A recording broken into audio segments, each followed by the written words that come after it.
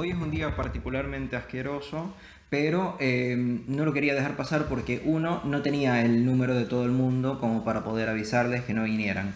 Y además, segundo, no sabía qué tanto esfuerzo habían hecho las personas antes para poder venir. Para mí Entonces, realmente no era tanto esfuerzo porque yo vivo acá en Belgrano, son dos sí, cuadras de subte. Pero lo que no quería era esto que a vos te impusiera a mí, chocha, porque hablemos otro espacio de diálogo, no me importa, me no, encanta. no, no, pero lo otro que pasa es que Pero, estoy haciendo una diplomatura en historia del psicoanálisis. Entonces, necesito que sea este sábado. claro, exactamente. Porque si no se va a complicar todo el cronograma. Igual, lo que vamos a desarrollar hoy me parece que tiene mucho que ver con lo que pudiéramos decir el tratamiento psicoanalítico. Dale. Y ¿La vas a en grabar esta realidad... clase para que después la pueda seguir alguien en...? Sí, sí, sí, la estoy Ah, grabando ya. bien. Eh, la idea, básicamente voy a manejar esta hipótesis. El goce, o el gozo, Sí. viene al lugar de la necesidad a partir de la introducción del significante. Esa básicamente es o para decirlo de otra manera, el gozo es la traducción de significante, el gozo, empiezo otra vez, el gozo es la traducción de necesidad en significante, que como significante fuera un lenguaje, una ontología. Sí. Eh, por eso me interesaba hacer todo el desarrollo sobre el significante la vez pasada. Yo voy a comenzar con, se los había advertido, con el libro de Serna Arango que se llama Ontologías Alternativas. Sí, que lo mandaste, ahí no llegué todavía. Sí, de nuevo se los recomiendo porque me parece un libro fantástico, me parece un libro incluso, yo diría necesario, pero necesario para entender como yo lo entiendo, el psicoanálisis, así que no sé si es necesario. Pero sí, sí lo pienso como uno de mis libros de cabeza, uno de mis libros fundamentales. Entonces, bueno, mi idea ahorita va a ser comentarles las dos primeras páginas, que en realidad son las páginas 7 y 8.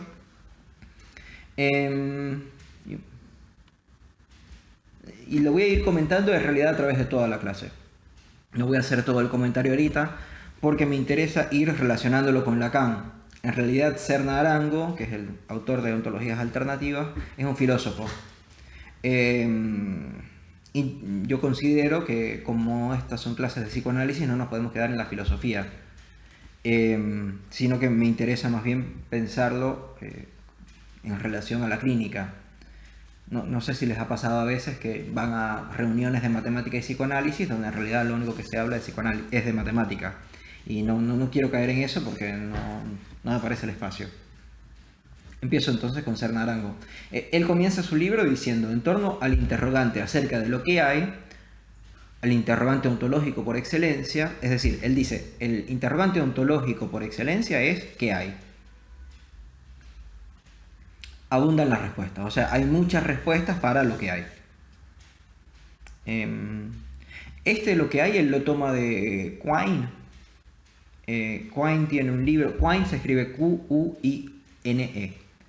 Es un filósofo, no sé si inglés o gringo. Quine. Quine. ¿Sí? Un filósofo o inglés o norteamericano o gringo que dice que escribe un libro que se llama On What There Is. Sí, ¿es así o What Is There? No sé, da igual. Pero lo que quiero decir es que en inglés hay se dice there is. There es ahí. O sea, ¿dónde está la farmacia? Ahí, there. Señalando, ¿sí? Ahí. Is es ser. Entonces, en inglés, en realidad es ser ahí. ¿Sí? No es lo que hay, sino qué es lo que es ahí. Que es ahí es equivalente a hay. ¿Se entiende? O sea, la manera de decir hay en inglés es ser ahí. Me parece eso interesante. No me interesa desarrollarlo ahora, pero sí me parece algo... El tema del verbo haber y ser. ¿no? Porque pareciera que son conjuntos en inglés, en eso, el hay, como haber. Claro, pero es ser ahí, es localizado. Sí, sí, sí, ¿Sí? totalmente. Entonces sigue un poco.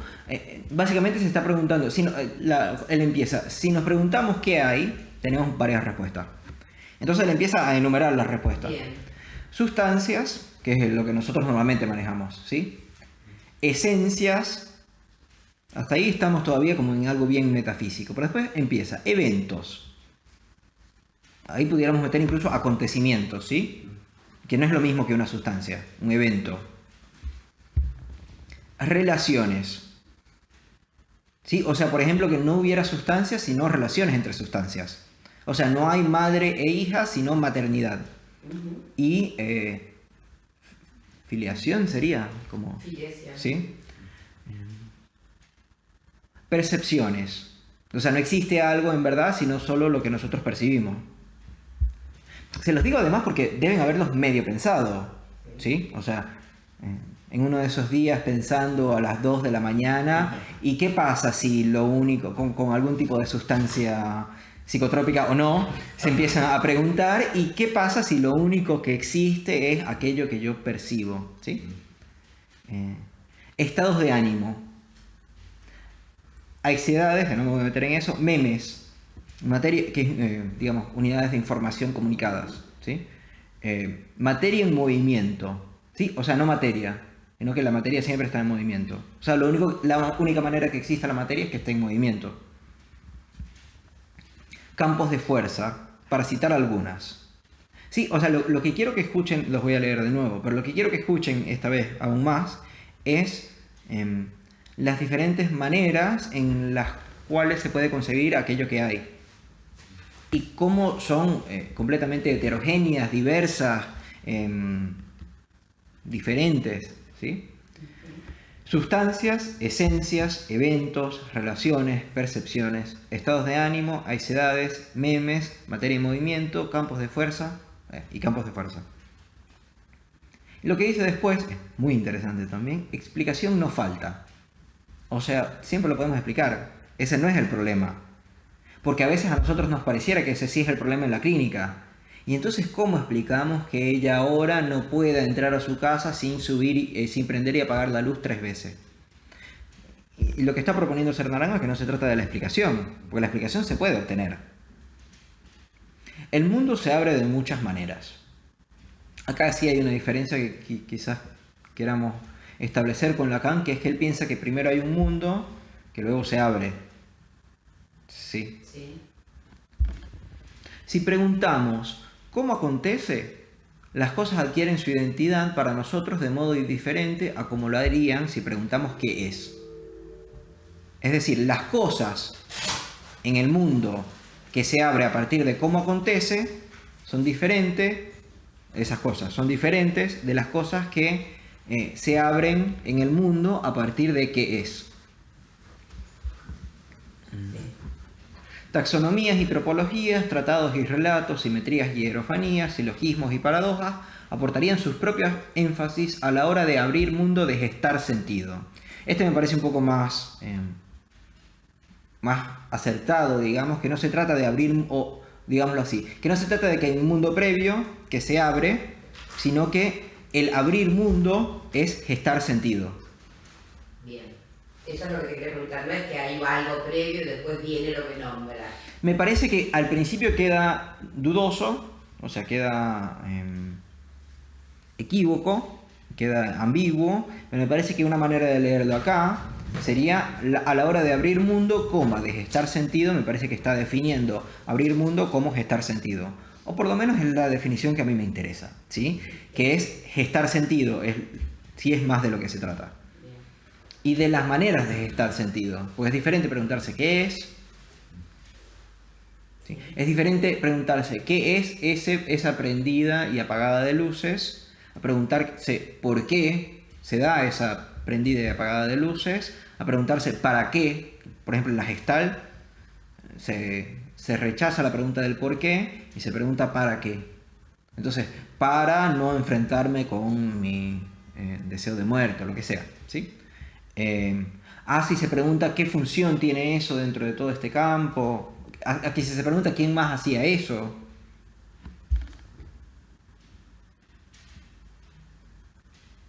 Yo me preguntaría cómo es que eso es necesario, por ejemplo, ¿no? Ahí. Pero claro. Sí. Voy a seguir un poquito, esto lo voy a leer, ya habiendo establecido de qué se trata esto, lo voy a leer un poco más rápido para que vean cómo sigue él pensando este tipo de cosas, de diferencias posibles de gestar sentido. Bien. A partir de qué hay. O sea, hay cosas que hay y a partir de eso se puede gestar sentido. Y aunque nos ocupemos a diario de los más variados frentes, desde el imperio de los sentidos hasta el atajo de la imaginación, pasando por el afán de reconocimiento, el laberinto de la burocracia, la racionalidad científica tecnológica, la lógica o la ilógica del mercado, la magia del amor, para citar algunos, cada uno con sus propios énfasis, la tradición académica en sus líneas más gruesas ha padecido, en cambio, un cierto confinamiento ontológico. ¿Sí? A pesar de que tenemos esta montón de fenomenologías a nuestra disposición en nuestro día a día, la tradición académica ha padecido un cierto confinamiento ontológico.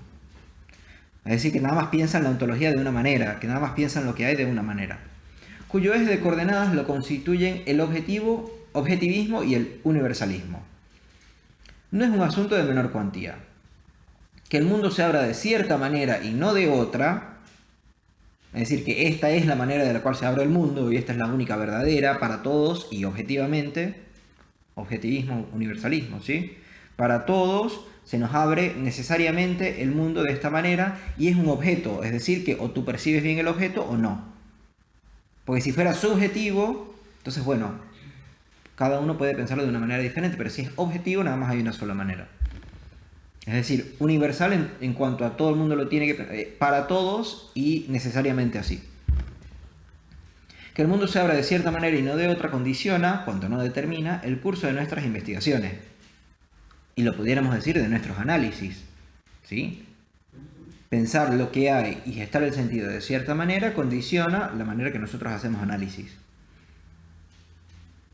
A esto se refiere Heidegger en El ser y el tiempo. Esto no, Heidegger ya asusta, pero va a ser solo una frasecita y no importa demasiado. La interpretación tiene en cada caso ya que moverse dentro de lo comprendido y alimentarse de ello. Es decir, de lo que ya comprendemos, la interpretación se mueve ahí y se alimenta de lo que ya comprendemos. El fenómeno no sería tan sencillo como a primera vista parece. Es decir, no es un fenómeno puro, no hay una experiencia pura de algo que aparece ingenuamente o sin nosotros tener una concepción de eso, sin nosotros ya estar comprendiendo cosas ahí.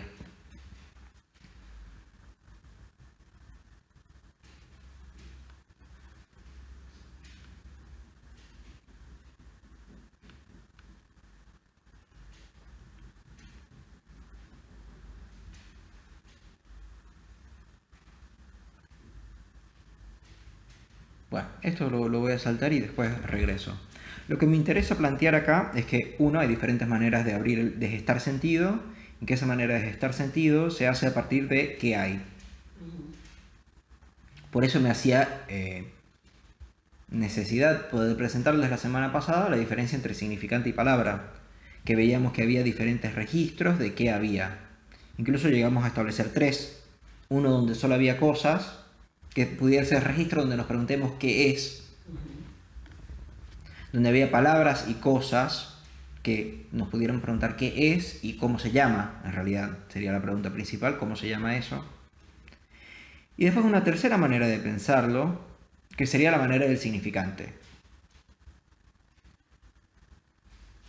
que lo había tratado de presentar yo, no es una presentación muy buena en realidad, pero si queremos hacer la serie, sería preguntarnos cómo se diferencia.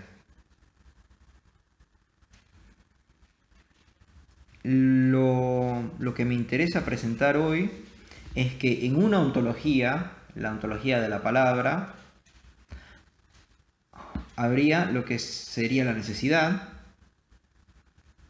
Después en otra ontología, que sería la del significante, habría el goce. ¿Se entiende un poco? O sea, en el mundo de la palabra hay la necesidad, en el mundo del significante hay el goce. Y me parece que justamente el análisis se trataría de ir del mundo de la palabra al mundo del significante, es decir, ir de la necesidad al goce. En ese sentido me parece que podemos pensar todo este grupo y toda esta serie de comentarios de Lacan sobre no hay la naturaleza humana, no hay el ser,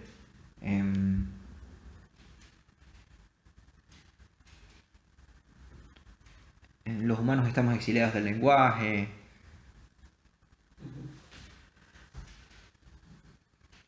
Y clínicamente poder pensar que no hay una naturaleza humana, que es fuertísimo ese pensamiento, porque entonces no es que una persona por ser madre entonces va a querer cuidar de su hija. No hay instinto maternal.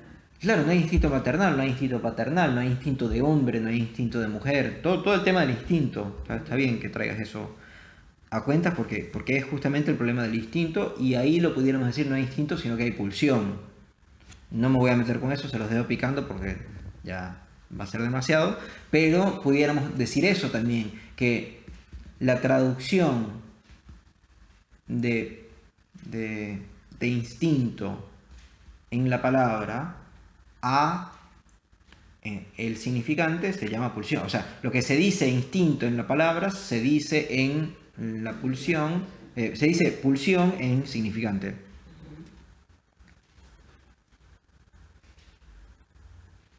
Y lo que me interesa particularmente presentar es justamente cómo todo esto cambia. Porque entonces muchas veces a nosotros se nos mezcla instinto con pulsión. Se nos mezclan los conceptos psicoanalíticos con los conceptos cognitivos conductuales, como estábamos hablando anteriormente. Hablamos, por ejemplo, de la responsabilidad subjetiva, que sería otra manera de decir el locus de control interno. Es decir, que aquello que me sucede, en realidad yo soy el que tiene control sobre eso. Yo tengo control sobre aquello que me sucede. Me hago cargo. Claro, el me hago cargo tiene que ver con forzar el locus de control interno. Es decir, versus el locus de control, lo aclaro por si alguien no está muy versado en el tema, versus el locus de control externo, donde los otros pueden decidir por mí mi camino, o mi vida, mi destino.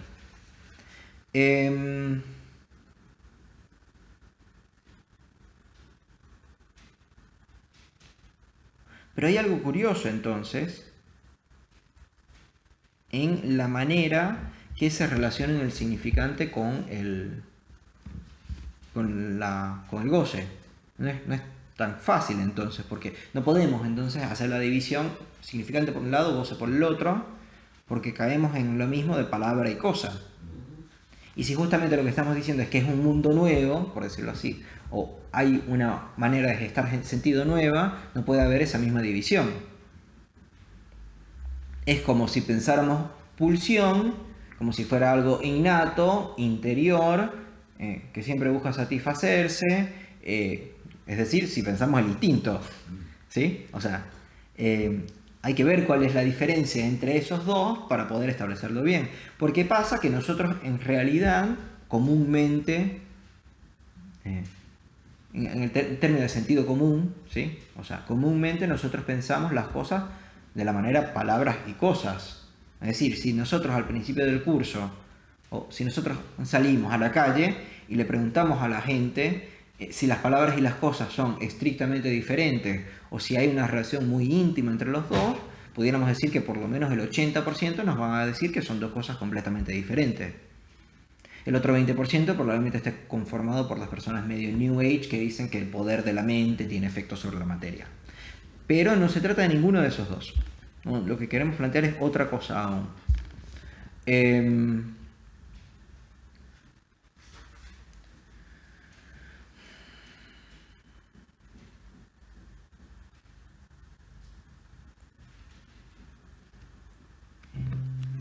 Tengo que buscar exactamente dónde está esta cita. Está en la clase que les habíamos recomendado de Encore.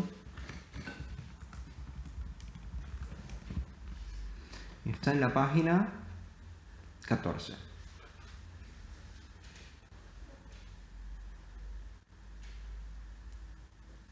Página 14 de Semillero Ancor. Sí, de la versión Rodríguez Ponte que les envié por PDF. ¿Sí? Es la, para que no tengamos equívocos, es la clase del 19 de diciembre de 1972. Ah, la que voy a crear para hoy. La que usted dice que es Jacobson. Sí, sí, lo que pasa es que en realidad les mandé un montón y no era posible en realidad leer toda la bibliografía.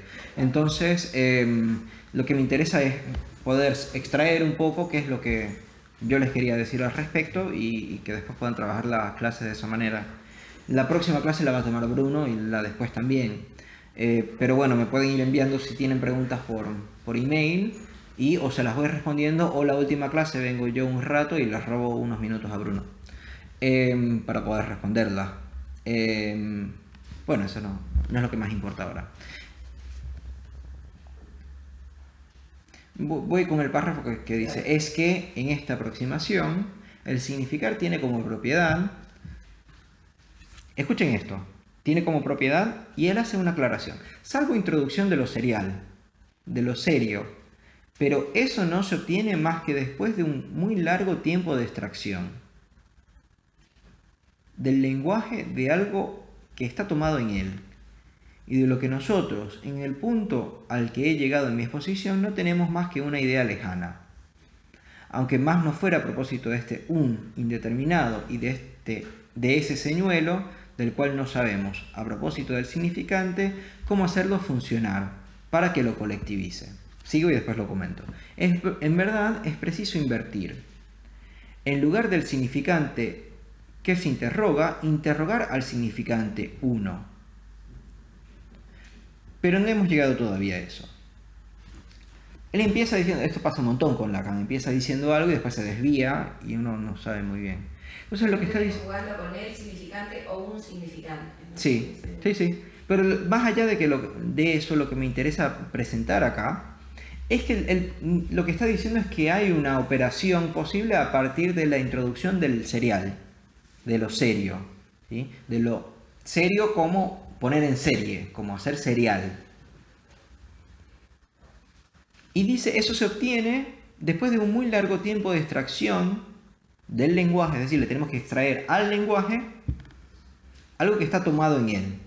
Es decir, hay algo tomado en el lenguaje que nosotros tenemos que extraer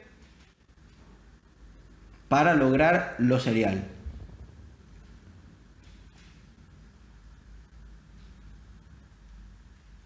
Y de lo que nosotros en el punto al que ha llegado mi exposición, no tenemos más que una idea lejana, es decir, todavía no lo estoy preparando muy bien.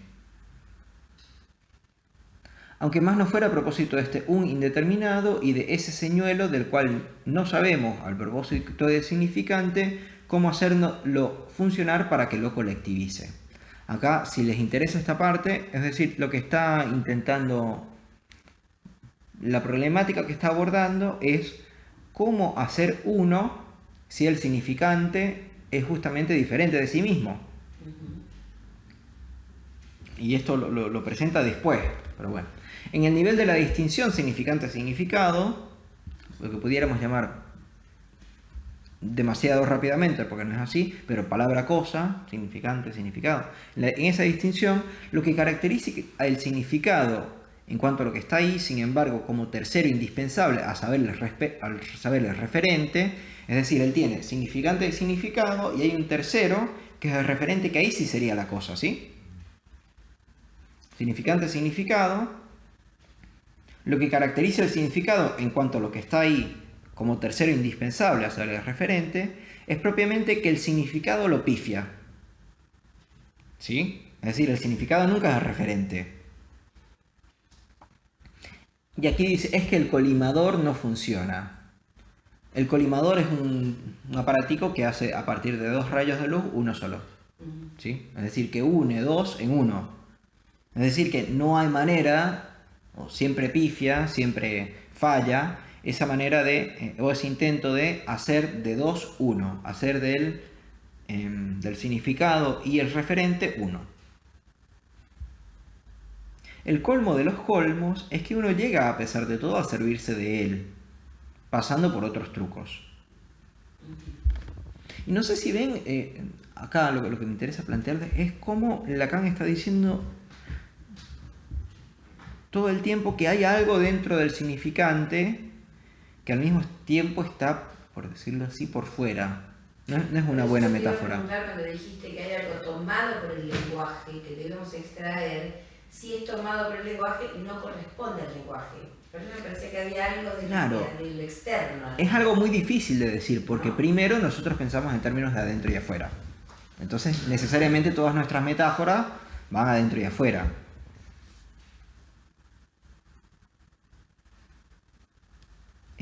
Por eso, por ejemplo, nos sorprende tanto el toro, la figura topológica del toro, que parece una dona, porque justamente no tiene un adentro. Bueno, mejor dicho, el adentro no es central. ¿Sí? Porque sí tiene un adentro, que es donde, por ejemplo, le podemos poner algo de crema pastelera o mermelada, ¿sí? Pero el adentro no es el agujero. Claro. Yo pensaba en la llanta del auto. Claro, y la llanta del auto la tenemos que inflar, porque si no, no va a andar. Justamente si se nos picha, estamos en problema. La tenemos que llenar con aire. Pero justamente el centro no... Entonces, la relación que me parece que está intentando Lacan plantear acá es la relación justamente del significante con el goce. ¿Sí? De algo como si estuviera dentro del significante, pero al mismo tiempo que se puede extraer de él. Y me parece que justamente lo tenemos que pensar que se extrae justamente el ser. Y eso se extrae a partir de poner algo serial, poner algo en serie. Voy a adelantar un poco más y después nos regresamos porque...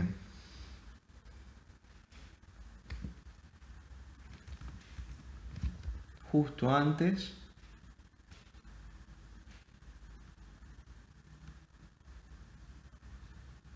Bueno, no justo, en la página 10. Dice, después de preguntarse qué es el significante, Lacan lo que básicamente plantea él no está en Saussure porque ya estaba desde antes, ya se estaba cocinando desde antes. Lacan dice, debe estructurarse en términos topológicos. Y ahí todos nos cansamos. Es que en lo que concierne al lenguaje, el significante es ante todo que tiene efecto de significado. Es decir, significante quiere decir tiene efecto de significado. Y que importa no elidir, es decir, no podemos dejar de lado, que entre los dos hay lo que se escribe como una barra. Que hay algo de barra a franquear. Es decir, nosotros tenemos, vamos a ver si lo puedo decir bien, algo que tiene efecto de significado y tenemos el significado. Y entre los dos hay algo infranqueable, es decir, que no podemos pasar de uno al otro en realidad, a pesar de que se establece esa relación.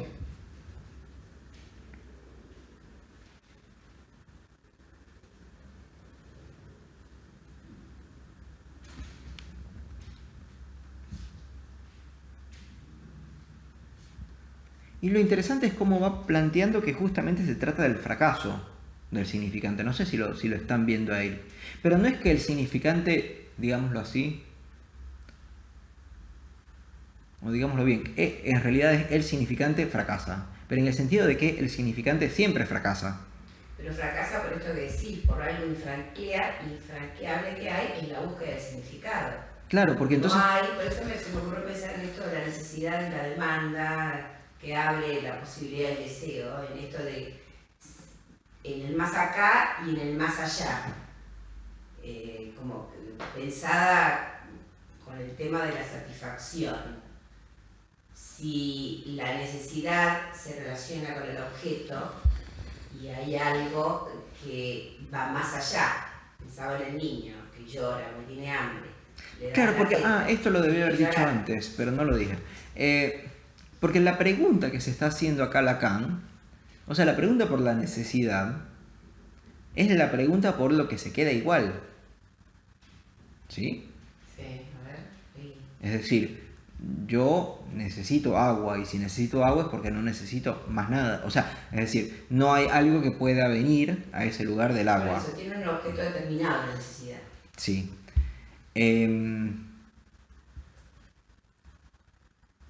Mientras que vamos por decirlo así. Entonces eso en ese sentido queda, digámoslo así, estable. Y entonces si tenemos eso como necesidad, las necesidades básicas del humano, ¿sí? ¿Qué pasa cuando se introduce el significante? Que justamente es la inestabilidad, la diferencia. ¿Sí? Se nos arma un problema, porque entonces, ¿cómo podemos seguir manteniendo lo que se quede igual si ahora entramos en el régimen de lo que siempre es diferente? ¿Hay algo que se sostiene igual cuando entra el significante? El goce. Esa es la respuesta, ¿sí? ¿Sí? Claro. Esa es la... Pero entonces el problema se nos viene en cómo. ¿Sí? O sea, cómo sostener que algo se nos quede igual a partir de la introducción del significante. Y no sé si lo ven, pero es un problema súper clínico, que además es cómo se resuelve todos los casos clínicos ahora, que es un problema de goce. ¿Sí? Y hay dos maneras de encararlo, hay una más ingenua y una un poco más avanzada, diría yo, o más advertida. Hay un primer problema de goce, que es las personas, el síntoma de las personas, o aquella, para no llamarlo síntoma, aquella conducta molestosa de la persona siempre tiene que ver con goce.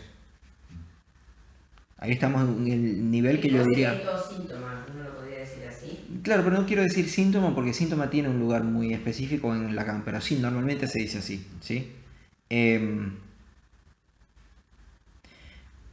Entonces, esa sería la manera más naif de pensarlo, ¿sí?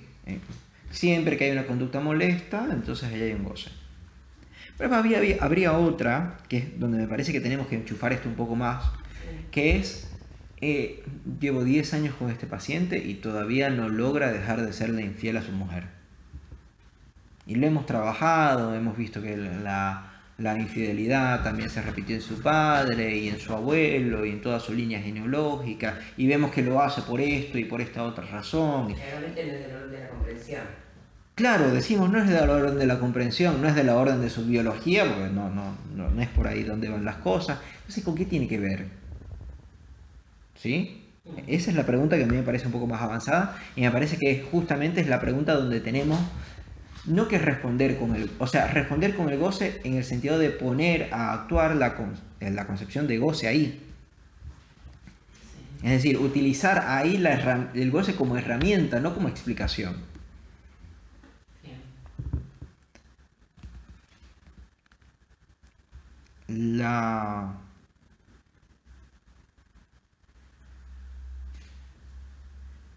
Digamos que el chiste ahí... No sé si esto lo... Digamos que la respuesta me parece que lo presenta Lacan cuando dice el significante es causa del goce. En la página 22, el significante es la causa del goce.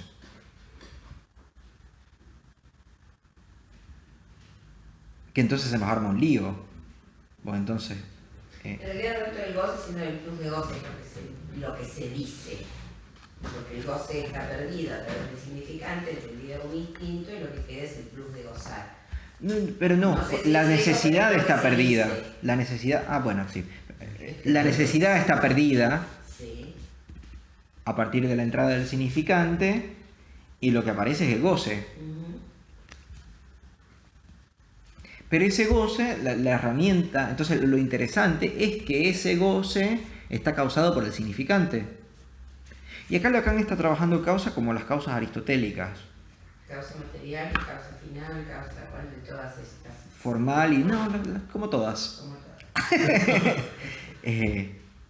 Pero hay una, por ejemplo, que sería bastante interesante pensar. Te preguntaba por la materia, porque por ejemplo la causa material es de lo que está hecho. Entonces uno ahí a esa iba. El tema, ¿no?, de la sustancia, de qué está hecho el goce. A esa iba, porque esa me parece muy interesante pensarlo así. Acá o sea, después de que él dice eso, Él dice causa material y causa final, y las va explicando así, eficiencia, etc. Pero me interesa que nos detengamos en esa, por ejemplo, si nosotros pensáramos que todas las sillas están hechas de madera, ¿sí? Es mentira eso, lo sabemos, pero pongámoslo como ejemplo. Entonces no hay manera de hacer una silla si no es de madera. Y ahí me parece que es donde tenemos que ubicar esto de la causa del goce es el significante. Es que si las sillas que no son de madera quedarían por fuera del conjunto sillas, no serían sillas, porque en todo caso la madera es lo que definiría a la silla, a la cosa. Si yo le sumo que está hecha, que todas las sillas están hechas de madera. Claro, es como lo que me interesa plantear que es algo como medio indistinguible entre los dos. Y me parece que justamente donde conviene pensarlo es justamente donde el significante falla. Es decir, el significante retornando sobre sí mismo falla. Falla en establecer el significado. Y en ese fallo mismo, o para decirlo así, ese fallo mismo es el goce. Si a mí, eso a mí me cuesta mucho cuando puedo decir que el significante sobre sí mismo falla, yo no lo termino de entender. Claro, es la manera de pensar o es una manera de pensar, el significante no se... no repite nada, el significante no se significa así. Nada. Sí, porque yo soy yo. ¿Sería algo de eso? Un ejemplo. Eso no quiere decir nada, ¿sí? Entonces, por lo tanto, no es significante, ¿sí? Porque el significante, lo que estábamos diciendo es que la definición de significante era que tendía a un significado. Y eso no tiende a un significado. Entonces no es significante. Más bien el significante tiende a un significado, pero nunca llega a él. Exactamente. ¿Sí? Por eso la metonimia, supongo. ¿No? Esto de S1, S2, S3, en la búsqueda de podría ser infinita, asintótica. Sí. Pregunto, Sí. No, sí, no está mal, pero lo que me interesa plantear no es precisamente eso, porque cuando se plantea así, parece que todo fuera significante y que los significantes fueran de suyo como una maquinita. Pero hay que recordar que también está la metáfora. Sí. Y en la metáfora es justamente donde hay como un salto, ¿sí? O sea, como que no hay un francamiento de la barra, pero aparece una cosa nueva. Hay una sustitución, claro. ¿Sí? Y ahí en esa sustitución es donde me parece que pasan las cosas más interesantes, digamos. En fin, a lo que quiero llegar es que es justamente poder pensar la diferencia de sí mismo como goce. Acá me parece que Alfredo nos presenta cosas interesantes. En el grafo del deseo, esto está en la página 200, voy a ir por la página 201 y 202. Del libro de el grafo Alfredo, que les envié, sí. Porque entonces lo que se plantea muchas veces es que Lacan entonces es un filósofo de la falta, es decir, que plantea la nada.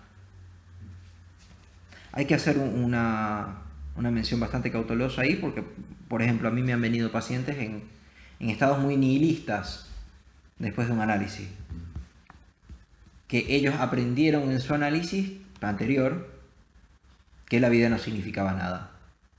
Y es un problema grandísimo. Sí, porque ¿qué estatuto le damos a la nada? La nada no es que no haya sentido, en todo caso tendrá otro sentido la nada. No sé, se me ocurre pensarlo filosóficamente.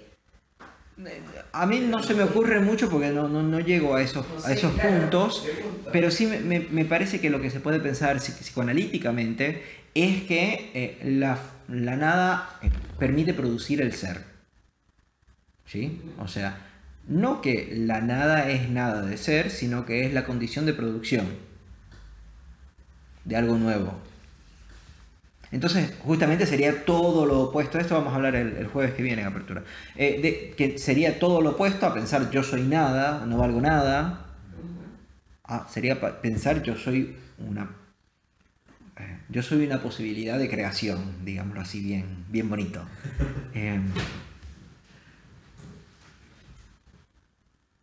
Voy un poquito con lo que dice Alfredo. Están de nuevo en la página 201, es el final, y vamos a entrarnos en la 202 para terminar el párrafo.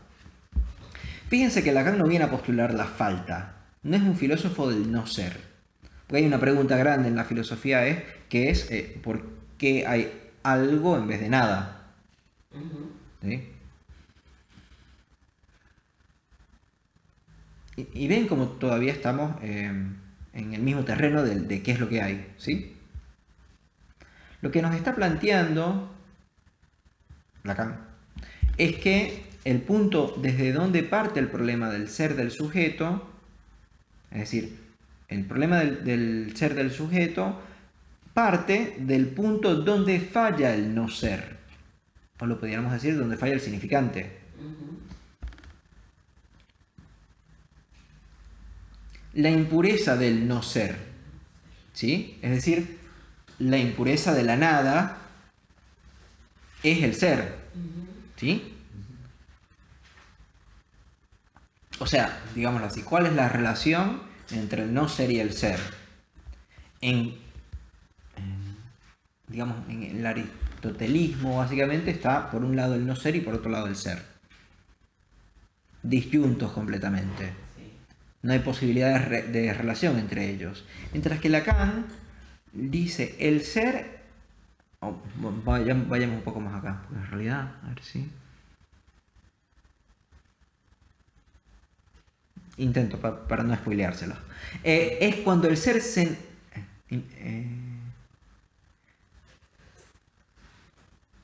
el punto desde donde parte el problema del ser del sujeto es el punto donde falla el no ser. Es decir, la pregunta por el problema del ser en el sujeto viene donde falla el no ser. La impureza del no ser. Es cuando el ser se nos incrusta como una astilla. Este era otro Alfredo. Es cuando el ser se nos incrusta como una astilla mediante un objeto en la falta en ser.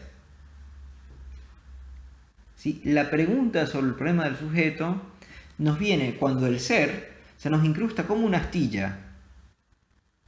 El ser se nos incrusta. ¿Sí? Como una astilla mediante un objeto en la falta del ser. Es decir, nosotros en realidad empezamos con falta del ser. Y después viene el ser a incrustársenos como una astilla. Esta metáfora a mí no me encanta, porque todavía está este problema de que lo que está afuera, entonces es heterogéneo. Claro. Me parecería más linda si hubiéramos encontrado... Yo no tengo una metáfora. El problema es que a veces cuando uno piensa algo, digamos, más topológicamente o más lógicamente, después fallan un poco las metáforas, porque las metáforas necesariamente, no sé, las usamos con nuestras posibilidades lingüísticas y nuestras posibilidades de gestar sentido, que justamente es lo que estamos buscando atacar, ¿sí? Es decir, cómo decir, es un problema muy grande, no sé si ustedes se han puesto a pensar eso, en el cambio de una ontología a otra, ¿cómo se hace? Porque entonces, ¿cómo comunicas algo completamente nuevo en un lenguaje viejo? ¿Sí? O sea, si lo que hay se hace a partir del lenguaje, ¿cómo se comunica aquello nuevo? Es una pregunta fuertísima ahí. Lo que pasa con nuevos paradigmas, por eso es inevitable que un nuevo paradigma arrastre algo del paradigma anterior, por lo menos en el modo de presentar, como vos decís, a través del lenguaje, con un lenguaje viejo, algo nuevo. Claro, y arma un montón de problemas. Hay un filósofo que se llama Richard Dreyfuss. Sí. Él es... como el actor, Richard Dreyfuss. Ah, entonces capaz lo esté mezclando. Hay un actor que se llama así, sí, puede ser. Sí, es verdad. Puede ser que esté pensando en él. Bueno, en fin, no importa, no es lo más importante. Lo más importante es que él plantea, él estudia Heidegger, de hecho trabajó con Foucault también, él plantea que la manera que tuvo Jesucristo, ¿sí?, de pasar del Viejo Testamento al Nuevo Testamento fue una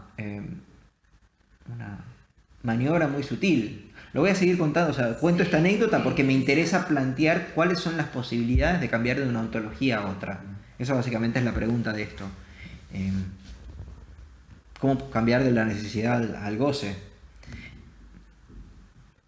Porque ustedes saben que en el Antiguo Testamento está que todo el pueblo judío se va a salvar junto. ¿Sí? O sea, lo que se salva es el pueblo. Mientras que en el cristianismo se salva el individuo. Y hay una diferencia grandísima. ¿Sí? Porque además es muy diferente si yo quiero salvarme. Empecemos por ahí, digamos que yo quiero salvarme, ¿sí? Mirá cómo llegó hasta los tiempos actuales esto del individualismo y el sálvese quien pueda. Claro, claro, es interesantísimo, pero ¿y cómo se hace ese cambio? Porque entonces, si yo quiero salvarme, en las reglas anteriores, tengo que hacer que tú también te salves. Y que todos nos salvemos juntos. O sea, tengo que ayudarte, tengo que decirte, hey, vamos para adelante porque yo no me quiero quedar atrás. Si lo queremos pensar desde un punto de vista altruista, porque puede haber alguien que quiera que se salve todo el pueblo, entonces ayude a todo el mundo. Pero digamos, desde un punto de vista altruista, yo tuviera que sacrificarme para hacer que tú también te puedas salvar. Bueno, explica el malestar, es una renuncia funcional. Si yo quiero salvar al otro, porque algo tengo que renunciar. Pero no necesariamente, porque eso es si se tiene que salvar el pueblo, porque si yo me tengo que salvar yo solo, mato a la otra persona. Si yo sostengo, digamos, lo que diría el primer testamento, esa es la vuelta que hay que hacer. Sí, ¿cómo se dio? No lo sé. ¿Cómo llegamos? Entonces eso fue lo interesante, porque entonces saben que hay 10 mandamientos. Honrarás a Dios encima de todo, a este Dios encima de todas las otras. No matarás. Por eso digo, renuncia funcional. Lo interesante es que hay uno donde se plantea, porque no matarás es obvio, no matarás, o sea, te mato o no te mato, o sea, no hay, son hechos objetivos, ¿sí? Sí. Pero después, entonces lo que plantea este autor es que Jesucristo se agarra del 1, del 10%, que tiene más que ver con, digámoslo así, la vida interior. En vez de la vida exterior pública, la vida interior subjetiva.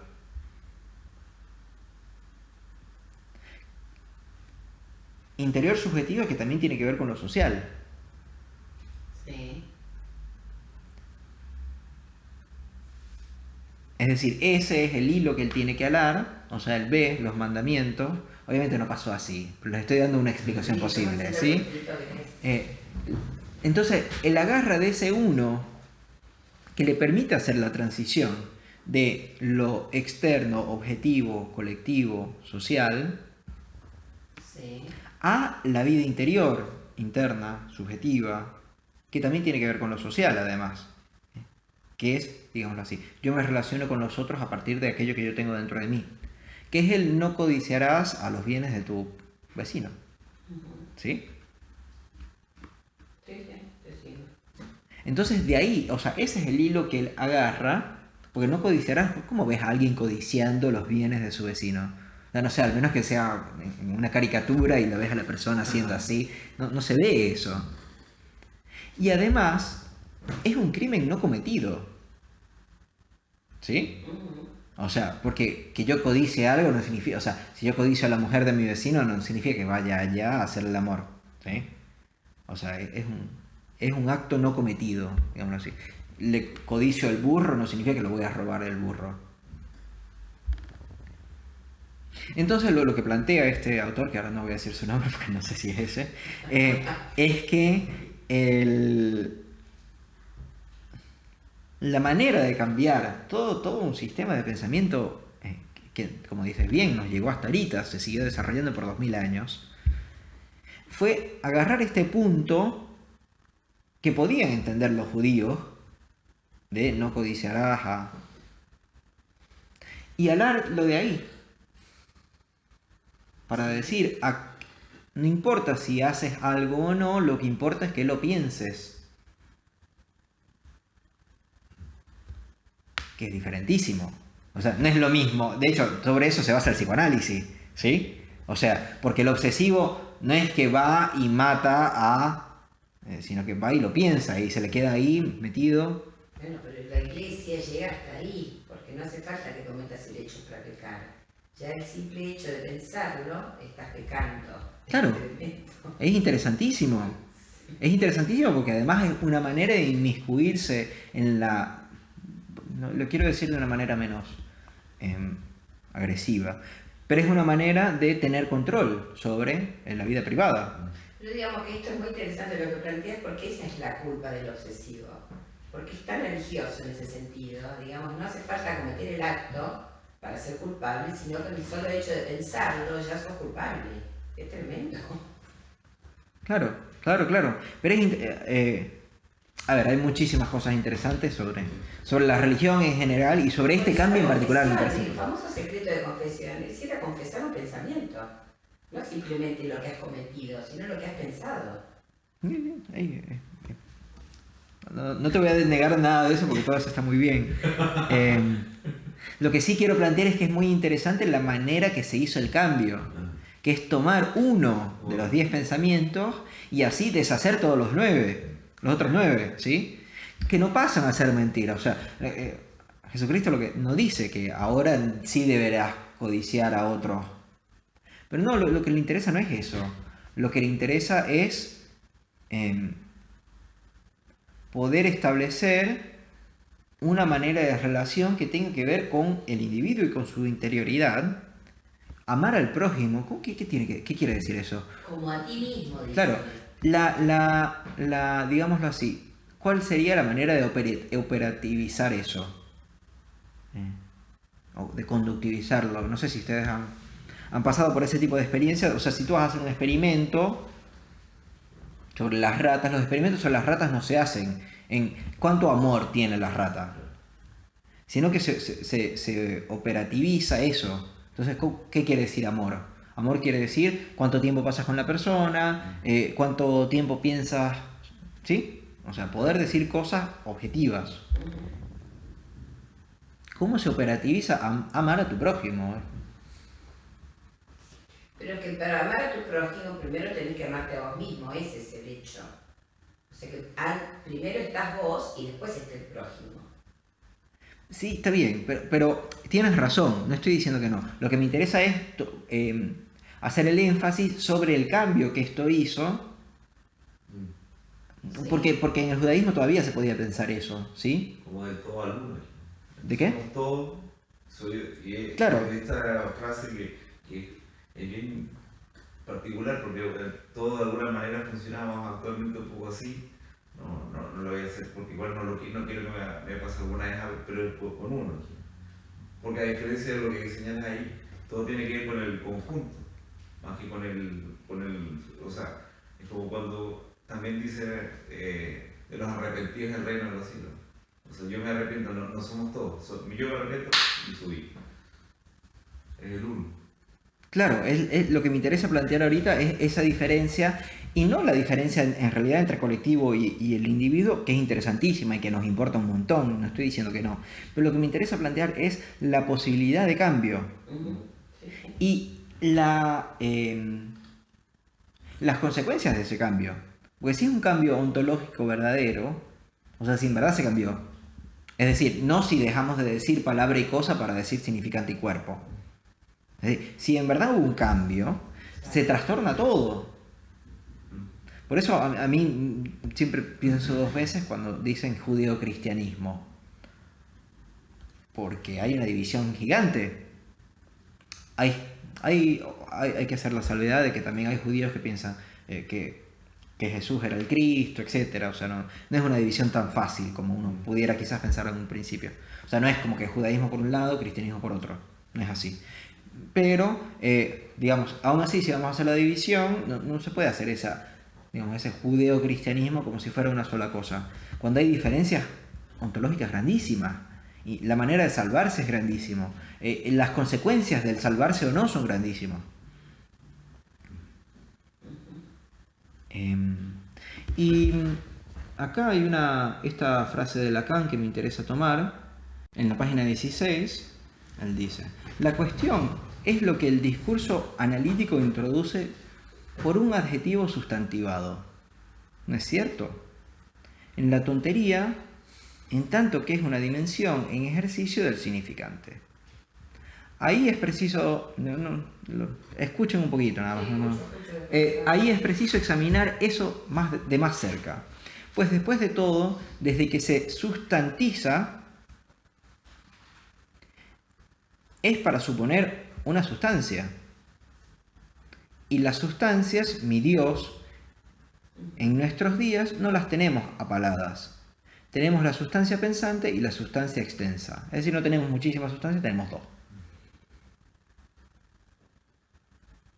Pero al mismo tiempo, Lacan dice, la cuestión es lo que el discurso analítico introduce por un adjetivo sustantivado. Es decir, ¿qué es la nueva sustancia que el psicoanálisis produce? ¿Sustancia gozante? Sí, ese es el spoiler, sí, muy bien. Claro, pero lo que me interesa es lo que Lacan dice en este sentido. A ver si escuchan cuál es la maniobra que hace el psicoanálisis para poder introducir esta nueva sustancia. La cuestión es lo que el discurso analítico introduce por un adjetivo sustantivado, ¿no es cierto? En la tontería, en tanto que es una dimensión en ejercicio del significante. Es el adjetivo sustantivado, ¿sí? ¿Qué sería un adjetivo sustantivado? La belleza, por ejemplo, ¿no? Claro, o lo bello, sí, bien. Y ahora voy a salto a hacer naranjo en la página 8 de Ontologías Alternativas para presentar un poco los problemas que eso trae. Porque ustedes me pueden decir, eso no me interesa en lo más mínimo. ¿Qué me importa si sustantiviza un adjetivo o no? Heidegger llama, olviden que dijo Heidegger. Heidegger llama la atención sobre el ser, verbo que utilizamos diario en las frases atributivas. Es decir, en la frase de la forma A es B. El árbol es verde. Sin ocuparnos de su sentido. Como si nada más fuera una palabra relacional. Es decir, sin preguntarnos qué quiere decir ser, nosotros establecemos una relación entre el árbol y lo verde, como si fuera nada, ¿sí? A lo ligero. Así lo señala el pensador alemán en El ser y el tiempo. En todo conocer, enunciar, se hace uso del término ser. Y el término es comprensible sin más. Nosotros lo comprendemos como si no hubiera problema. Todo el mundo comprende esto. El cielo es azul, yo soy una persona de buen humor, etc. De nuevo, ojo con esto. Hoy el cielo no es azul. ¿Sí? Pero es una diferencia que nosotros podemos hacer con el español. Creo que en alemán no está. No sé si... Sí, bueno, algo de esto explicó Ana ayer, por eso me vino bien. Porque tomó Heidegger en El ser y el tiempo. Claro. ¿Dijo algo relacionado con esto? No, algo de esto que, por ejemplo, hoy no podemos decir que el cielo sea azul, digo no el ejemplo, sino como... Bueno, no importa. Tranquila. Se trataría, no obstante, de una impresión engañosa. A pesar de su condición gramatical, el verbo ser, en su uso atributivo, es decir, en el uso de decir esto es de esta manera, se sustraería del devenir, de los cambios posibles, ¿sí? O sea, no hay cambio posible del ser en este uso atributivo. El cielo es azul, no es lo mismo que decir el cielo está azul. Cuando operaría, en cambio, como permanente presencia, acción cuyos antecedentes se remontan al poema sobre la naturaleza de Parménides, quien disocia el ser del devenir, cuando advierte, pues si se generó, no es. ¿Sí? O sea, lo generado no es. En lo sucesivo se sustantivan verbos y adjetivos. Aquí es donde precisamente nos interesa. Al verbo se lo haría anteceder de un artículo. Lo bello. ¿Sí? Cuando el entender revela a entender. O se aplica, en cambio, el mecanismo de derivación morfológica. Cuando pasa del amar al amor. Sí, se pasa del amar a amor. Por eso Jean-Michel Bapro da muchas veces el ejemplo de que los estoicos decían, no sé si es verdad, es lo que dice él, los árboles verdean. ¿Sí? Que es muy diferente a decir los árboles son verdes. Los árboles verdean. O arbiar, verdear. ¿Sí? Para nosotros no tiene ningún tipo de sentido porque estamos acostumbrados a utilizar ser. Entonces voy de nuevo con esto. Hay dos maneras que plantea de que un verbo se pueda, de que los verbos y los adjetivos se puedan sustantivizar. El verbo, él dice que se lo hace anteceder de un artículo. Claro. El entender, entender.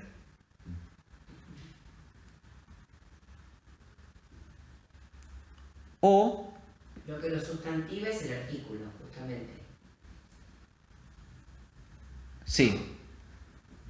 O cuando se pasa del amar al amor.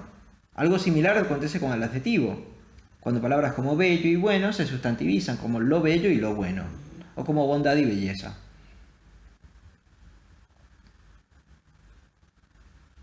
Bueno, es lo que me interesa por ahora.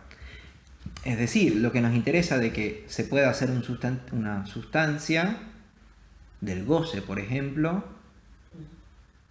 es que no necesariamente tuviera que ser la sustancia. Pudiera ser un verbo. ¿Sí? Él goza.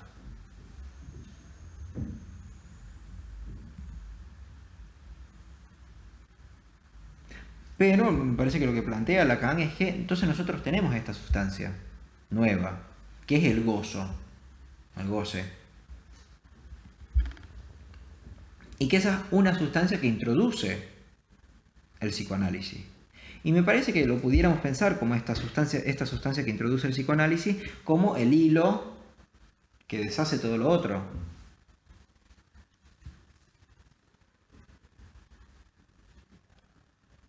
Eso, por ejemplo, si entendemos el gozo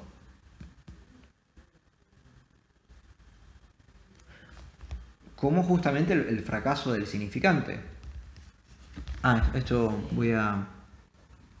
sigo un poco con Alfredo para poder dar un poco más cuenta de esto. Porque ven, a ver, para decirles un poco, pues ya está avanzado el tiempo, cómo la impureza del no ser te da el ser, el fracaso del significante te da el gozo. Me parece que estamos diciendo lo mismo de maneras diferentes. ¿Sí? Pero es el mismo concepto el que queremos atacar.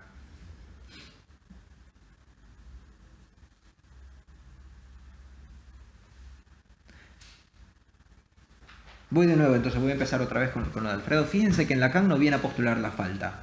No es un filósofo del no ser. Me parece que incluso pudiéramos decir no es un filósofo del significante. ¿Sí? Lo que nos está planteando es que el punto desde donde parte el problema del ser del sujeto es el punto donde falla el no ser, la impureza del no ser. Es cuando el ser se nos incrusta como una astilla mediante un objeto en la falta en ser. Es el carretel en el juego del Fort-da. ¿Dónde se produce el ser?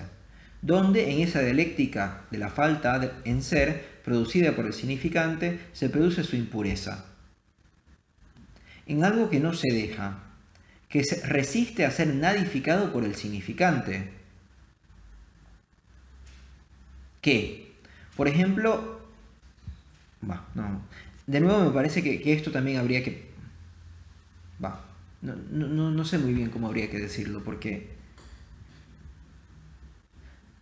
si pensamos que hay un cambio de ontología, entonces lo pudiéramos pensar como si no sé, digámoslo así, si el significante fuera como un Pac-Man, ¿sí? Que se va comiendo las diferentes... Pero como son dos ontologías diferentes, no son equivalentes. Es obvio, ¿sí? Entonces va a haber algo del otro que no se puede traducir en este una. ¿Sí? Sí.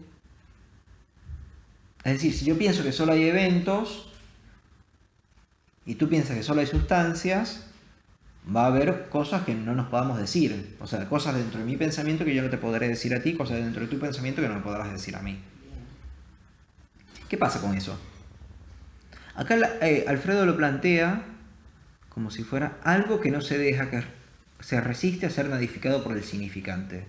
Que ahí lo veríamos como que si el significante empezara a operar sobre, por ejemplo, el cuerpo. ¿Sí? Eso es lo que siempre se dice respecto al goce, aquello que escapa al significante.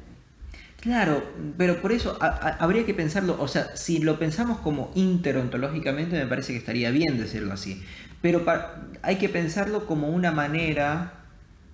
En realidad, perdóname, yo me expresé mal, no es lo que se dice del goce, lo que pasa es que eso me abre a mí una pregunta, se dice de lo real, ¿no? Lo que queda por fuera del manto significante, como ese mantel que queda corto en la mesa. Ahora, mi pregunta llega a, cuando hablamos de lo real, ahí, en ese lugar, va el goce o el gozo. ¿Uno puede entender al gozo como lo real? ¿Entendés? En cierto momento sí, diría que no son equivalentes, pero ahorita, digamos, hasta los desarrollos que hemos hecho ahora, me parece que sí. Pero fíjate que no hemos estado trabajando mucho el tema de lo simbólico y lo real y lo imaginario. Entonces eso incluso es meterle como otro idioma, es otra ontología, ¿sí? Okay. Sí, pero no precisamente. ¿Me entiendes? Entiendo. En otro momento tal vez. Pero sí, no pero no está mal esa vía, ¿me entiendes? Sí.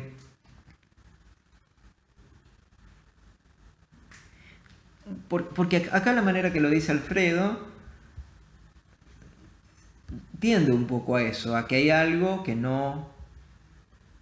Es decir, cuando el baño del lenguaje toca a la persona, hay algo que no permite tramitarse.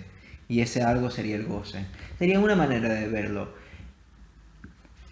Pero eso mismo, ese mismo goce, también tendríamos que pensarlo como efecto mismo del significante. Sí. Que no es porque hay algo duro primero que el significante no puede comerse, sino que el significante mismo tiene en la definición y en la naturaleza del significante una falla, que es el gozo. A eso es lo que me interesa llegar, ¿sí? Porque el significante falla en el momento de retornar sobre sí mismo. Y esa falla misma es lo que te permite ubicar el goce. Es decir, el mismo hecho de que el significante no sea todo, no sea completo, no sea ser, hace que haya algo por fuera del significante. Y en realidad está dentro del significante porque está en las condiciones mismas del significante. Pero que no es significante. Bien. Ahora Alfredo da un ejemplo que me parece que complica un poco, pero bueno, lo voy a dar igual. Que, por ejemplo... Ibas a... No, a ver. Que, por ejemplo, en la palabra será la voz. La voz es lo que de toda la función de la palabra no se deja nadificar por el significante. Vaya destino el del significante. Nadificar todo, menos el lugar mismo desde donde se produce él como tal. La voz. Claro. ¿Sí? Sí. Esto es lo interesante, esto es lo interesantísimo. Aquí la voz me parece que lo pudiéramos tomar como paradigma de goce, ¿sí? Que no me parece que está mal, incluso en el corpus lacaniano, pensar la voz como el paradigma de goce. ¿Vos dijiste la voz como el lugar que produce el significante? ¿Por lo dice Alfredo? Desde donde se produce el significante, sí. ¿No? Esa es la paradoja, porque el lugar desde donde se produce el significante es la voz, pero a la vez el significante es lo que intenta nadificar, o sea, transformar en nada, pero ahí es donde fracasa. Claro, sí, pero está el problema.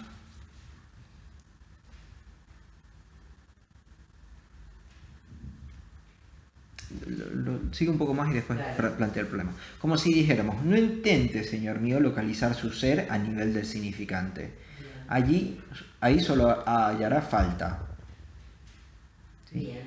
Ahí, y me parece que lo dice bien, ¿sí? En el significante, si intentamos ubicar el ser a nivel del significante, encontraremos una falta.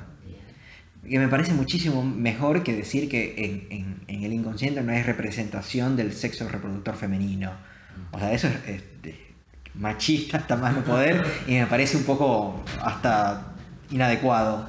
Pero sí me parece que pudiéramos decir, que es algo medio equivalente que está diciendo Alfredo, que es que no se puede, o sea, que la localización del ser al nivel del significante es la falla. ¿Sí? Me parece que está mejor dicho. Más bien, enfrente el problema de aquello que en su relación con el otro no se dejó reducir a la falta en ser. Es decir, intentemos abordar a partir del significante justamente la falta del significante. La maniobra de Lacan es brillante. Invierte los términos.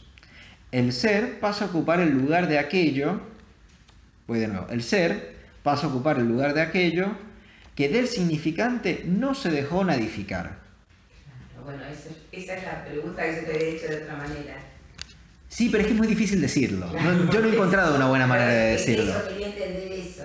Claro, no, a ver, he estado más de una hora ya intentando decir esto, ¿me entiendes? O sea, yo por lo menos no he encontrado una buena manera de decirlo y de Porque representarlo. hay algo que resiste al intento de la identificación del significante y uno podría ubicar ahí el goce.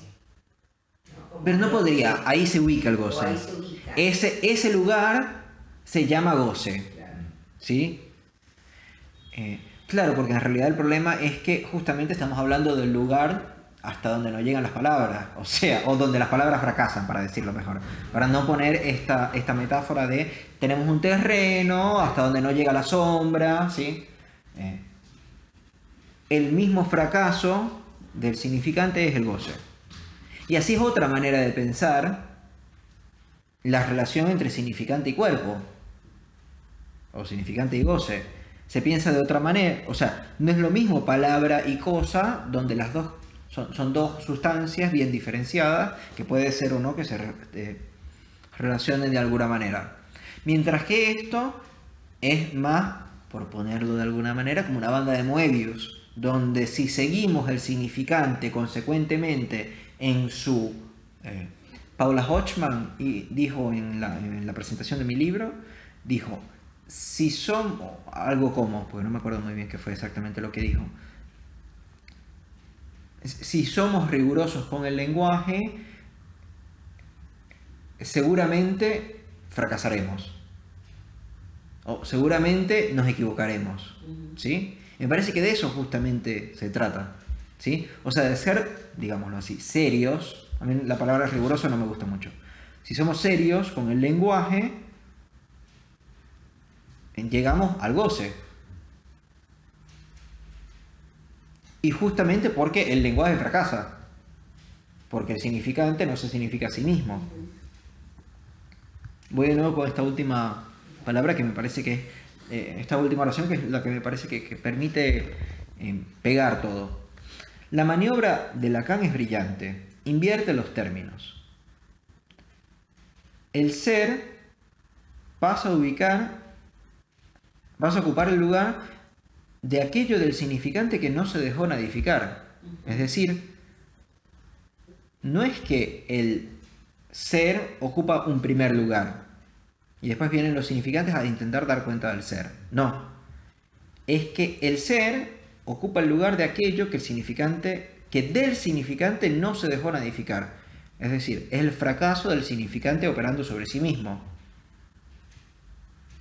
La falta en aquello que hace faltar.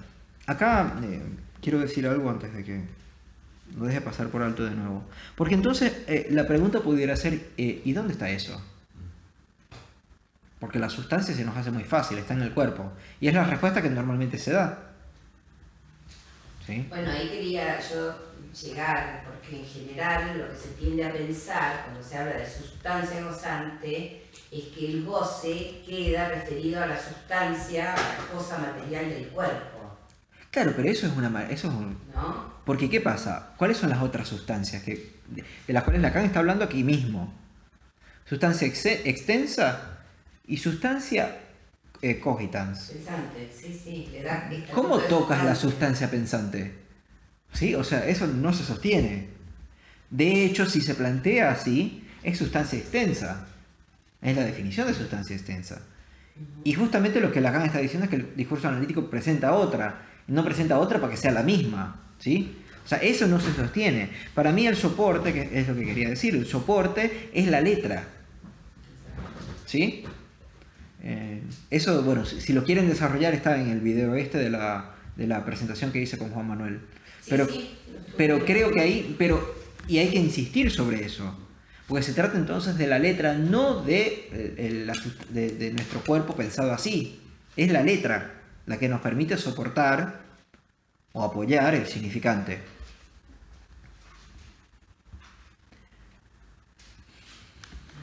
Y acá esto no sé de qué. Dame un segundo.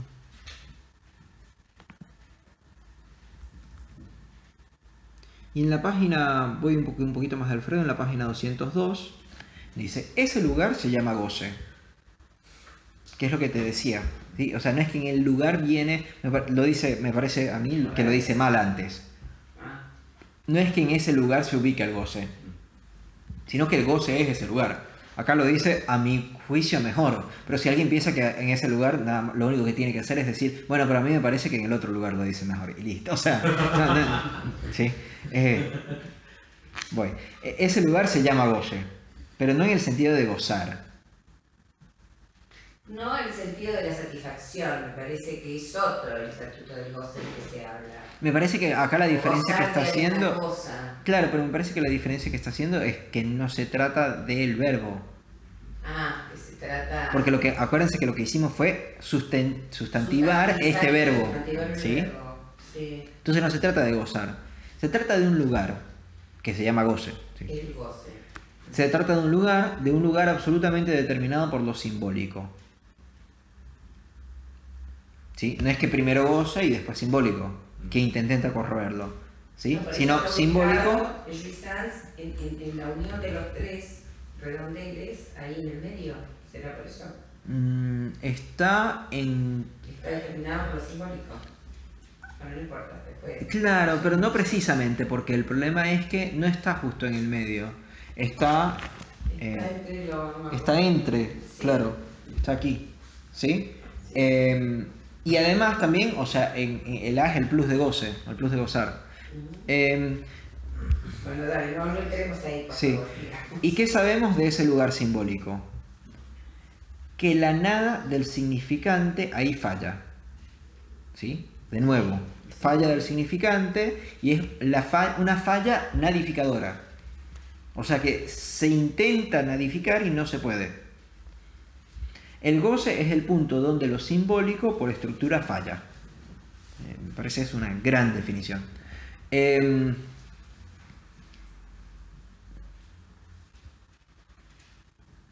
Bueno, me voy a saltar los dos párrafos que vienen después.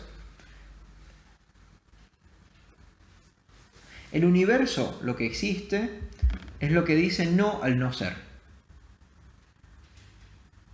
¿Sí? O sea, el gozo es lo que dice no al no ser.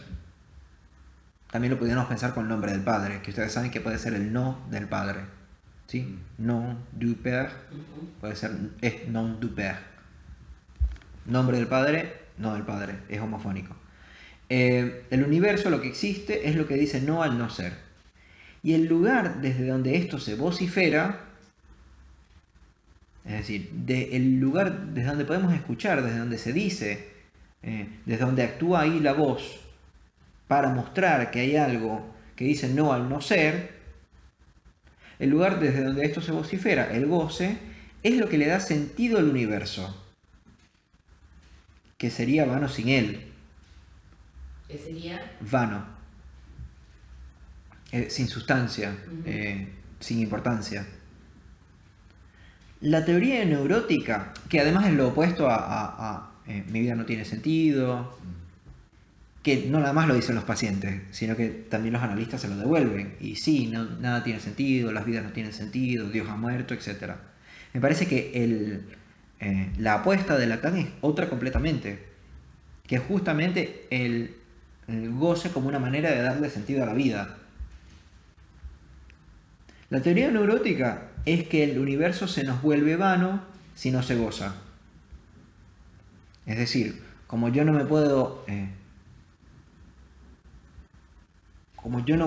entrar a mi casa sin aprender a apagar la luz, entonces mi vida no tiene sentido.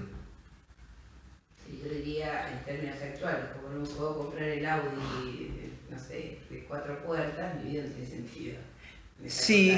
Sí, también.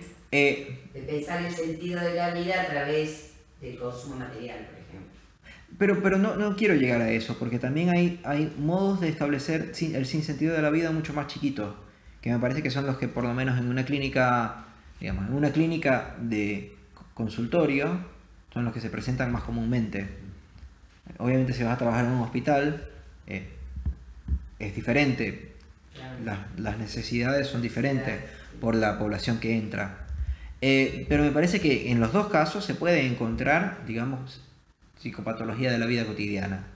En el sentido de, en la vida, no nada más algo tan grande como eso, pero algo muy chiquito puede ser, tipo, tengo 10 años en este trabajo y no he podido seguir adelante. He querido cortar con mi mujer durante 3 años y no he podido hacerlo. Odio a mi hijo. ¿Sí? Eso, todas son cosas que, no sé, llegará un paciente al mes que dice ese tipo de cosas, que no son cosas así muy grandes. Y que además podemos estar medio de acuerdo con que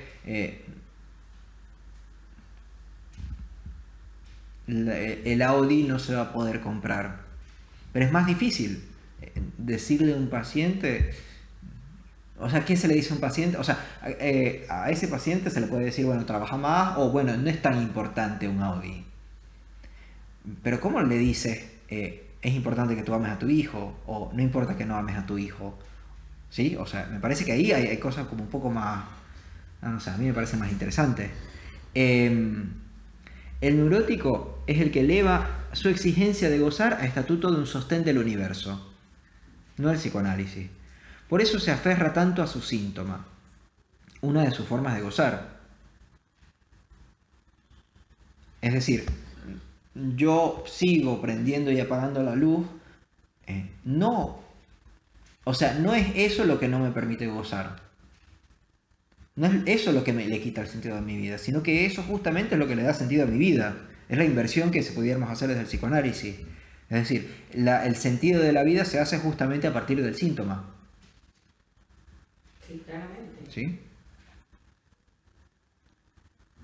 Si fuese eso lo que sostiene el psicoanálisis, entonces deberíamos conservar y aún alentar los síntomas en todos los pacientes, para que no se les vaya a volver vacío el universo. Bueno, no lo decimos, que el síntoma es la brújula, digamos, es como a lo que se apunta en el análisis, no es a deshacer el síntoma, porque el síntoma es la brújula, es como... Claro. Eso es lo que se dice en la facultad. Claro, pero es interesante porque además se dice de los psicóticos, pero se piensa de los neuróticos también. Y así se hace, porque se dice, bueno, entonces no hay por qué tocar el santón porque el psicótico se va a desbaratar. Claro. ¿Sí? Sin embargo, no se trata de eso. Lo que haría vano, vacío, sin valor, sin sentido y sin base al universo sería la ausencia de ese lugar desde donde se vocifera que el no ser no es puro. Voy de nuevo. Si fuese eso, el neurótico es el que eleva su exigencia de gozar el estatuto del sostén del universo, no el psicoanálisis. Por eso se aferra tanto a su síntoma, una de sus formas de gozar. Si fuese eso lo que sostiene el psicoanálisis, entonces deberíamos conservar y aún alentar los síntomas. Pero no es eso lo que sostiene el psicoanálisis, está diciendo. No es el síntoma. Exacto. Y aún alentar los síntomas en todos nuestros pacientes, para que no se les vaya a volver vacío el universo. Es decir, no le quitemos el sentido del universo a los pacientes. No toquemos el síntoma.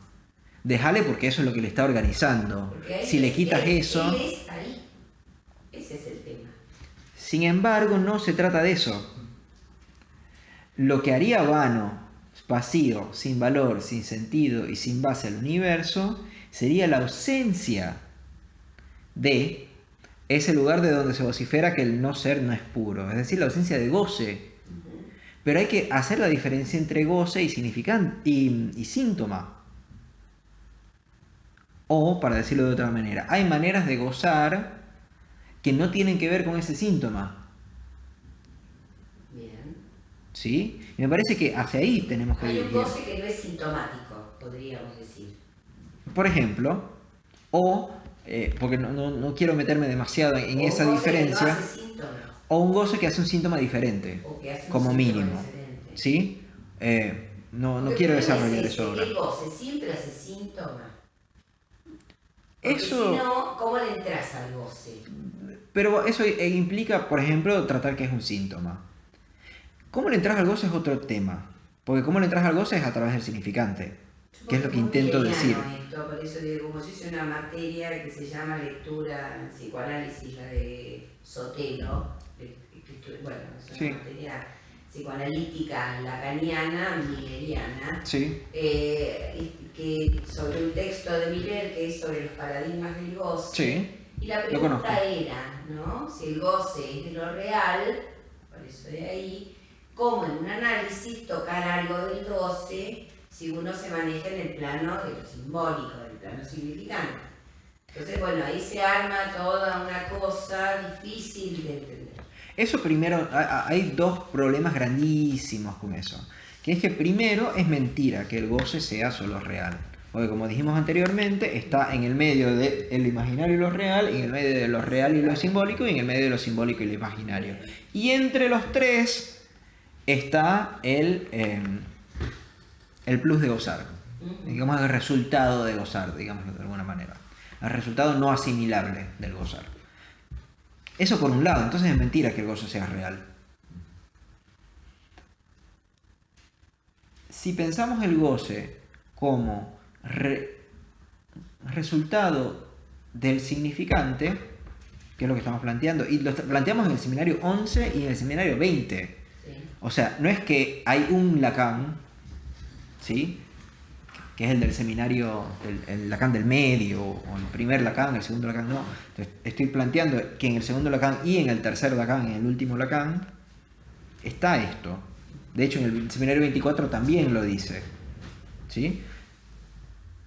Entonces no se trata de algo que Lacan desdijo al final, que es que el goce no se puede tocar mediante el significante. No, nos está diciendo justamente que la causa del goce es el significante.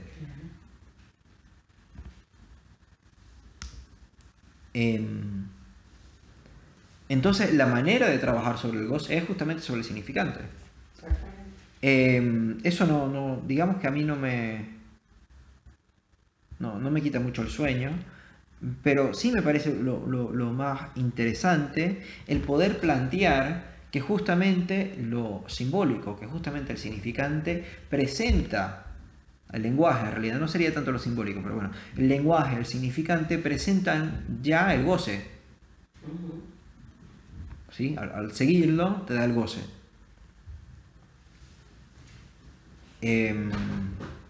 Y por lo tanto, si modificamos el significante o lo significante, entonces también puede haber una modificación de goce.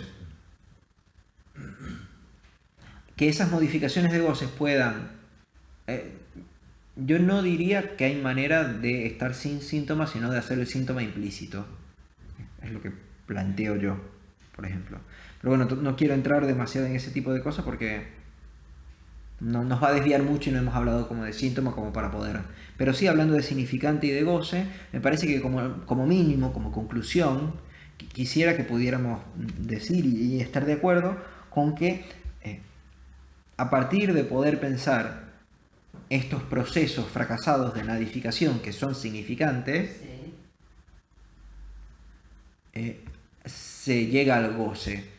Y si de ahí, si digamos de A a B así, entonces si cambiamos A, podemos cambiar B. Es decir, si trabajamos con eso a mí me pasó porque a mí de chiquita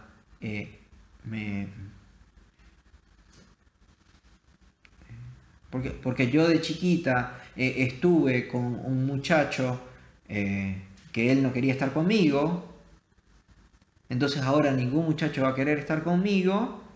Si trabajamos con un pensamiento en que eso no se puede cambiar, será una manera de hacerlo, pero si trabajamos con, o sea, no va a poder cambiar, o sea, eso va a ser goce en el sentido de eso siempre va a ser así. En este tipo de manejo analítico historicista, donde tu historia te determina. Pero si pensamos otro tipo de análisis, donde más bien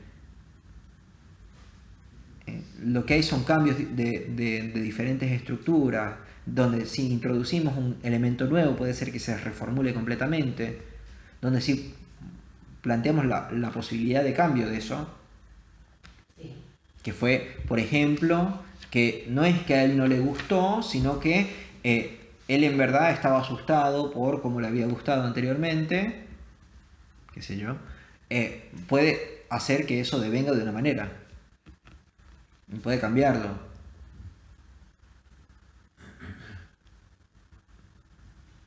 Es un problema que incluso los psicoanalistas tenemos con, digámoslo así, más como la ley, que es que no... En los casos, por ejemplo, de abuso, Sí. ¿qué pasa? ¿Es algo que lo vamos a sostener como un trauma? Obviamente no se trata de desvalorizar eso, en el sentido de decir, bueno, si te abusan no pasa nada. Y bueno, no necesariamente constituye un trauma. Eso, O sea, no hay trauma eso hay que poder universal, pensarlo. digamos. Claro, pero hay que decirlo como con pinzas un poco porque es una de las, digamos, es el problema por ejemplo, de disociar el ser de la temporalidad. Que es que nosotros estamos en un mundo donde es escandaloso decir eso. ¿Sí? En el sentido de que provoca escándalo. Lo que pasa es que eso alude al pensar, digamos, que hay una causa y que a esa causa le corresponde un efecto, y no necesariamente. ¿Sí? Yo estuve en un grupo de estudio con una psicoanalista que es especialista en niños e infantes y dijo eso, que si hay un abuso antes de los 5 años, que eso es algo que nunca se puede reparar. Te recomiendo la película, les recomiendo. Sí. Excelente, a mí es excelente respecto a esto, que se llama The Tale, el cuento. La piqué el otro día en On Demand de HBO. Y me parece que trata justamente este tema, digamos, ¿no? Como que no necesariamente todo abuso es vivenciado como un trauma. No se trata de vivenciar, ojo, O porque que represente algo, un hecho contundente en el ser de ese... lo que me parece que tenemos que poder decir es que no todo abuso es no significantizable. Y que aún ahí, si no es significantizable, también es producto del significante. Exacto. ¿Sí? Que básicamente es eso, para pensarlo en términos de justamente lo que estamos hablando del goce. O sea, si eso lo vamos a plantear como goce, hay que poder pensar que no es que primero estuvo eso y que después eso cambió completamente, no, sino que en el sistema que se maneja ahorita significante, no hay posibilidad de cambiar eso. Pero no porque eso no se pueda cambiar, sino por el sistema justo que se está trabajando ahora. Es decir, la imposibilidad viene por el sistema, no anterior al sistema. No es que hay una imposibilidad y luego el sistema viene a pararse sobre ella, sino que el sistema mismo es el que produce la imposibilidad.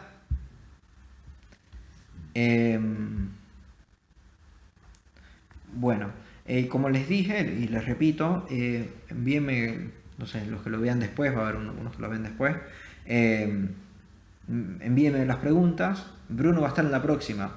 Así que ¿El sábado que viene? yo no voy a estar en la próxima. ¿De qué hora? Ah, lo va a mandar, supongo, lo que va a hablar. Sí. Sí. De todas maneras, creo que había quedado en el cuerpo histérico y la dualidad cartesiana, creo, si recuerdo bien, el problema del goce ahí. Pero bueno, como una manera de resolver el cuerpo histérico, o el cuerpo histérico como una protesta frente a la dualidad mente-cuerpo. Pero en fin, lo que quería decir era que las preguntas me las enviaran y bueno, quizás algunas preguntas las responda por mail y si hay suficientes, vengo después la última clase u otra clase o ahí vemos cómo lo presento de manera, digamos, más detallada y más pública la manera de abordar esas cuestiones. Porque esta es una clase densísima, que bueno, lo que hice fue intentar explicar una oración, pero que me parece que es una oración que incluso implica un cambio completo, entonces siempre siempre causa muchas preguntas. Y bueno, gracias.